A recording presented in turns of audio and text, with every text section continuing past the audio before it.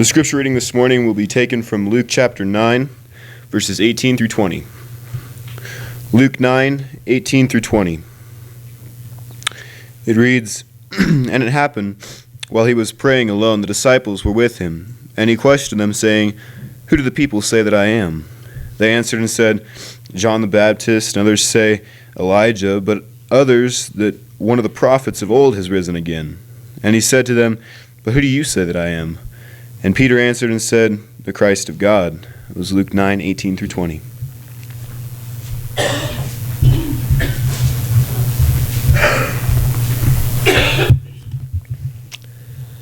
It's good to be here with you this morning, and I hope that you're recovering from the hour difference. It kind of throws everybody off at least a little bit. I think, like Chris mentioned, now our clocks kind of do it for us, and then it kind of be confusing. I remember thinking that I would like maybe instead of setting our clocks back an hour and then forward an hour, maybe a day would be kind of nice. Maybe once a year we gain a day, or even a week. Set your clocks back a week. But then spring would be rough when we lost our week. But I'm kind of liking that idea. It's kind of nice to have the extra hour, and I hope today is a good start to a new week for you. And we're going to talk about some things this morning that I hope are helpful to you. I know this congregation is a congregation of daily Bible readers, and I hope that being around each other will help us to continue in that regard. You have probably heard that there's a lot of debate among the intellectuals. In fact, I have somebody who was a student of mine not that long ago was in a college class, and it kind of went in this direction. There's a lot of debate as far as whether or not there ever was a Jesus. The argument is that if you were to look in history books, you would find no record of a man named Jesus, at least the Jesus that's referred to in the Bible. The argument is that he's just a fiction, that he was made up, and he's a legend along the lines of King Arthur. I'm sorry if I just ruined that for you, but there was no King Arthur. Just a made-up story, just a legend. But that's being promoted a lot. Like I say, a lot of people who consider themselves intellectuals say if you really do some responsible research, you'll discover there never was a man Jesus. But if you actually do some accurate research, it's not that hard to find. Accurate historical records do mention Jesus. Now, as far as whether or not he was the Son of God, that's, I guess, for a different conversation. But as far as the authority of history books go, there was a man named Jesus, and he was very real. Any accurate historian would have to admit at least that much. It's important for us to maybe pause once in a while and make sure we get that fact firmly in mind. He is not just a story. He really did live here on the earth. He's not just a nice character to make sure that you treat each other nice. There really was a Jesus. In fact, this morning I'm going to argue not only was there a Jesus, I think that there were actually too many of them. Of course, there was only one true Messiah, but consider this, by the time Jesus stood before Pilate, it almost seemed impossible to pin down who this man was, who he really was. Everyone was saying all kinds of different things. In a way, there were dozens of versions of Jesus. At certain points, Jesus had made it very clear, and he wasn't always vague about his identity. Several times, including with Pilate, he came right out and said it, that he was the Son of God. But Jesus was famous, and you probably know that fame has a tendency to corrupt the facts. So it was difficult for for Pilate, because of this fame and because of his own spiritual blindness. It was tough for him to figure out which Jesus was the real Jesus. In a sense, Pilate was confronted with multiple versions of Jesus. And Pilate finally dodged making any real decision. He washed his hands and walked away without reaching a conclusion.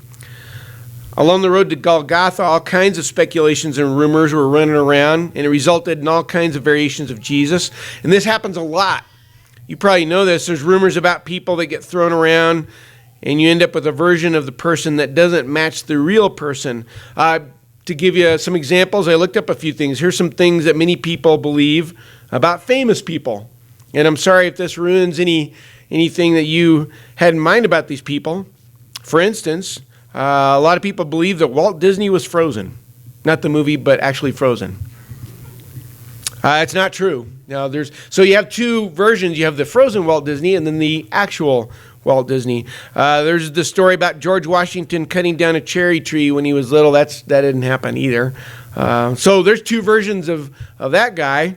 Very famous statement that Nero fiddled while Rome burned. And that didn't happen either. Fiddle wasn't even invented by then. There's some certain elements to these rumors, but again, we have in a sense kind of two versions of these people. Van Gogh, I was kind of surprised he didn't cut off his ear. He cut off just a little bit of his earlobe. Doesn't really speak still well to his sanity, but still, he had both ears. And this one I always got a kick out of, and I'm certain to pop somebody's bubble here and their hopes for this man. But Mr. Rogers was never a Navy SEAL. There was a rumor going around that Mr. Rogers, the TV show guy, was once a Navy SEAL, but that's not true either. I'm sorry if I've ruined it for a lot of you, but the reason I bring these up is fame kind of tends to do that, where people talk, say, did you know this? No, I didn't know this. And pretty soon you've got two versions of them. And you can imagine what happened with Jesus. We have a tendency to create versions of people that are not the actual person. There's the real version of them, and then when rumors get a hold of them, it kind of gets distorted. Back when Jesus walked the earth, if you were to interview people during that time, based on the conflicting reports, you would have thought you were dealing with dozens of so-called messiahs. Mark 11, in Mark chapter 11, those people that were tossing down palm fronds in front of the donkey as Jesus rode in, they would have said, yes, Jesus was a king. He's a king riding into Jerusalem to take out the Roman Empire. That's who Jesus is. Also in Mark 11, another time, people might have described Jesus as a fanatical zealot who had ransacked the temple. He's out of control. One time, and this is in John 7, during the Feast of Booths, I don't know if you recall that Jesus had physical brothers, and they didn't believe him. They even kind of made fun of him. And Jesus went to the Feast of Booths, and there was a lot of disagreement. People were talking and saying, did you hear this?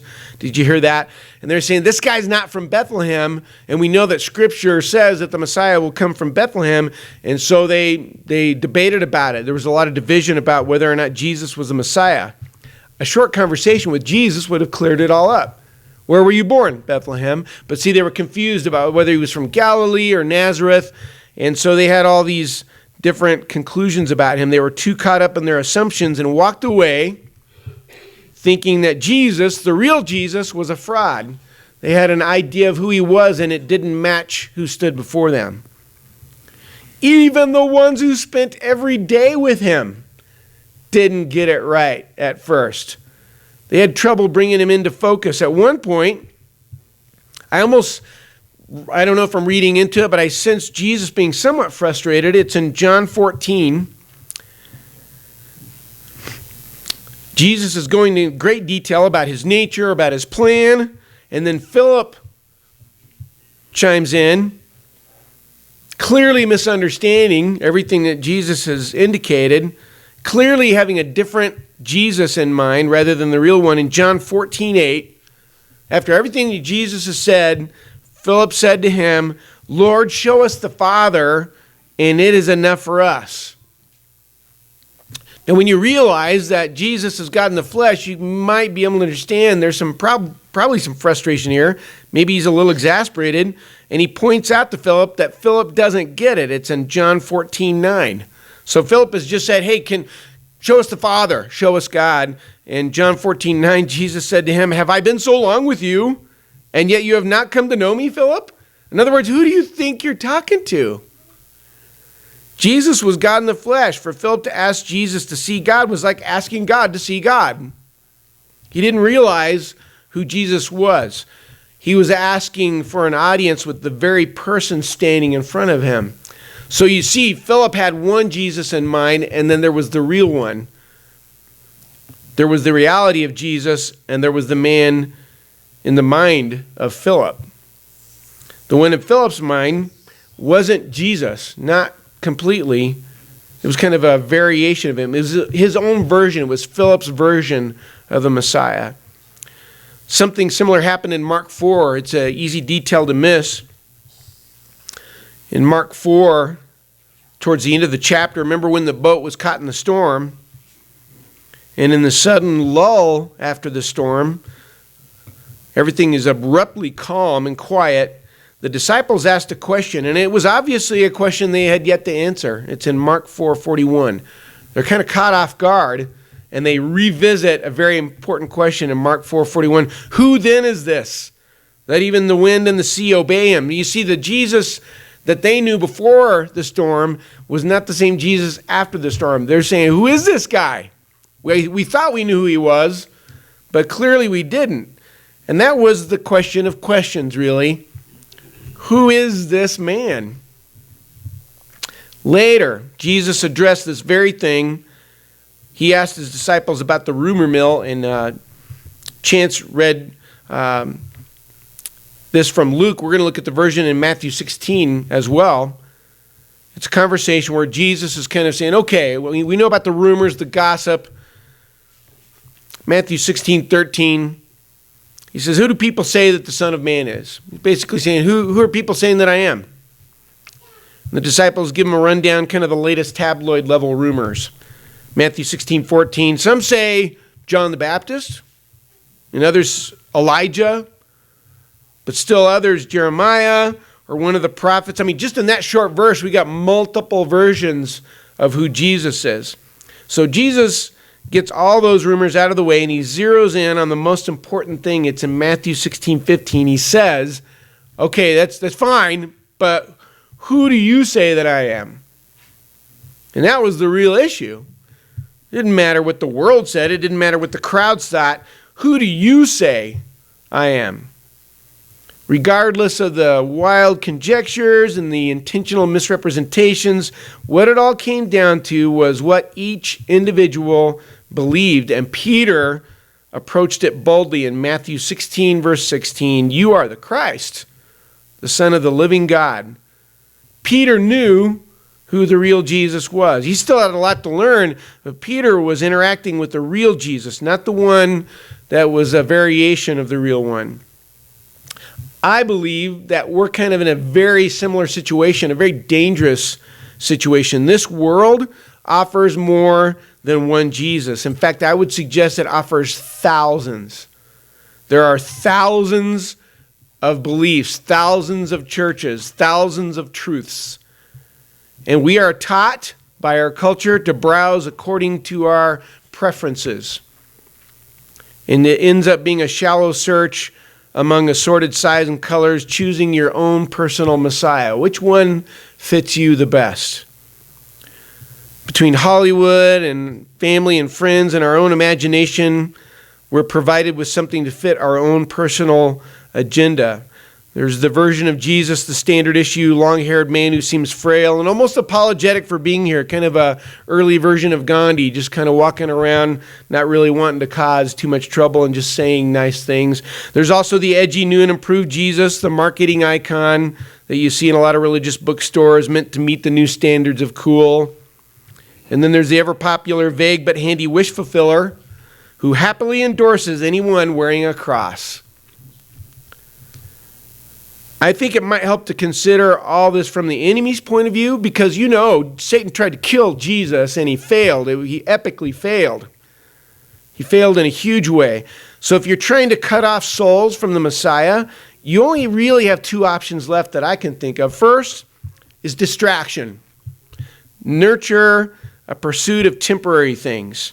Help people get caught up in world stuff, impressed with their own thoughts, so that they either deny Jesus completely or never really take the time to find him. Maybe a token, occasional glance in his direction. But as far as any search for real meaning, there's never really any solid conclusion. It's always, I'm going to get to that. But if you can't keep people distracted, what you do is you build up a system of counterfeits. If you can't get rid of the Messiah, make 1,000 of them. Scatter them across the world, and then promote the idea that it's all good. That as long as it feels right, then it is. Our world is filled with countless versions of Jesus. We're told to believe that most of them, if not all of them, are completely legitimate. It's just kind of up to you. But Scripture doesn't support this approach. John 14:6, Jesus makes it very specific. John 14:6 is very famous and says so much, but I think we forget what this is really implying. I am the way and the truth and the life. No one comes to the Father but through me. Jesus is the only way, and there's only one Jesus. He is not an adjustable figure. He's not a flexible logo that you just slap onto any spiritual activity.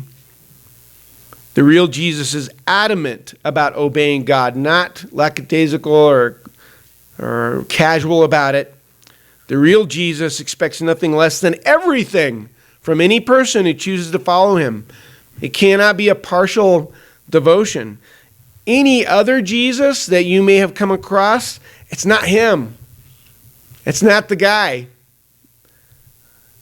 Just one of the many counterfeits that is brought to you by the world. And we can end up like a child following their parents, kind of distracted and not paying attention. They end up following someone with the approximate appearance of the one we wanted to follow. I know probably all of us have childhood memories of that mistake.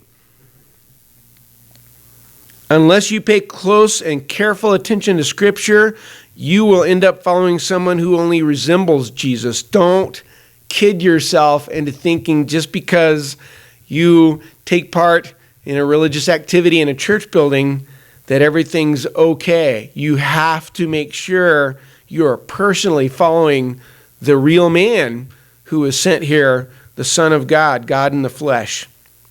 So to wrap this up, I want to suggest that I know, just the very fact that you're here this morning probably is an indication you believe there really was a Jesus. You're not going to buy that there wasn't. The enemy has probably failed in that attempt with you. But if you're not a Christian, I need to tell you that Jesus is the only hope any of us have, and encourage you to follow him and stick close. That begins with baptism, dying with him, and coming back up from death to resurrection and living a new life. That's through baptism. And then living every day for him. I don't believe there's any other arrangement. I can't find it in Scripture. You can make that choice. We're going to be singing a song together, and you can come forward for prayers, for questions, to be baptized. You have a lot of options. It may be a conversation on your way out or even a phone call or an email, but all of us need to make sure that we're not being tricked into following an imposter. It was difficult for the apostles to get a real clear idea of who the real Jesus was. How much more difficult will it be for us if we only casually search for him? A closer look at our beliefs might reveal that we're not actually following Jesus. We're only following a faint concept of him, his shadow, or even worse, an imposter. And the only way to know for sure is to find out about him through the Bible. All other sources, including this lesson, are suspect.